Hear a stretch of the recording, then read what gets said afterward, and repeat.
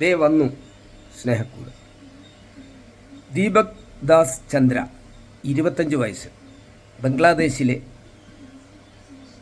ഒരു ഫാക്ടറി തൊഴിലാളിയായ ആ ചെറുപ്പക്കാരന് പ്രൊമോഷൻ കിട്ടി സൂപ്പർവൈസറായിട്ട്. കൂടെ ജോലി ചെയ്യുന്ന മുസ്ലിം ചെറുപ്പക്കാർക്ക് അത് ഇഷ്ടപ്പെട്ടില്ല.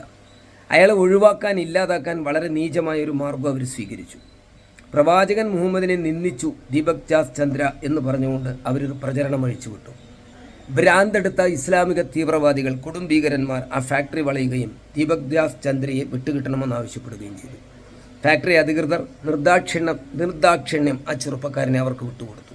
പിന്നീടുണ്ടായത് മനുഷ്യ മനസ്സുകളെ മരവിപ്പിക്കുന്ന ഭീകരതയാണ്. ഒരു വൃക്ഷത്തിൽ ആ ചെറുപ്പക്കാരനെ കെട്ടിയിട്ട് അവർ ഭീകരമായിട്ട് അയാളെ പീഡിപ്പിച്ച് കത്തിച്ചു കൊന്നു.